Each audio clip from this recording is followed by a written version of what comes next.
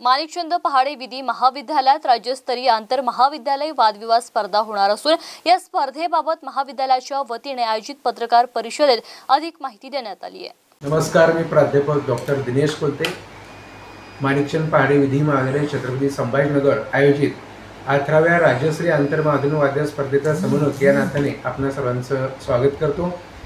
आमच्या महाविद्यालयातर्फे दिनांक 5 ऑक्टोबर 2024 रोजी 18व्या राज्यस्तरीय आंतर महाविद्यालयीन वादविवाद स्पर्धेचे आयोजन Marathwada legal and general education society Tapde नाट्य मंदिर छत्रपती संभाजीनगर येथे आयोजन करण्यात आलेले आहे।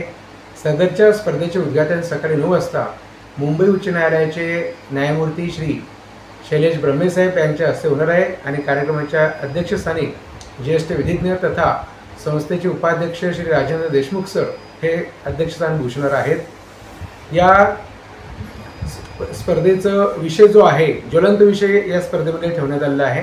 विषय असा आहे की राजकीय पक्षांची धोरणे ही सामाजिक स्वास्थ्यास हानिकारक ठरवत आहे आणि या स्पर्धेचं 3 तज्ञ परीक्षण करणार आहे आणि या स्पर्धेमध्ये आतापर्यंत 30 संघांनी म्हणजे एकूण 60 स्पर्धकांनी यामध्ये नोंदणी केलेली आहे एका महाविद्यालयातून। यामध्ये महाराष्ट्रातील नामांकित महाविद्यालयाच्या संघांनी यामध्ये सहभाग नोंदवलेला आहे। वेळेअभावी आम्हाला काही संघांना म्हणजे 13 संघांना आम्हाला प्रवेश देता आला नाही।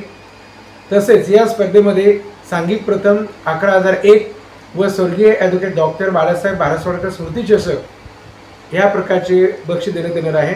सांघिक द्वितीय रुपये 7,000 रोख व स्वर्गीय पुरुषोत्तम पडळकर स्मृती चषक, सांघिक तृतीय 5,001 व स्मृतिचिन्ह, वैयक्तिक सर्वोत्कृष्ट रुपये 5,001 रोख रक्कम व स्वर्गीय ॲडव्होकेट LN सिरसमकर स्मृती चषक। आमच्या महाविद्यालयात जी वादविवाद स्पर्धा होत आहे फार महत्त्वाची ही स्पर्धा आहे आणि महाराष्ट्रामध्ये एक मान्यताप्राप्त आणि सन्मानाची अशी आमची स्पर्धा आहे।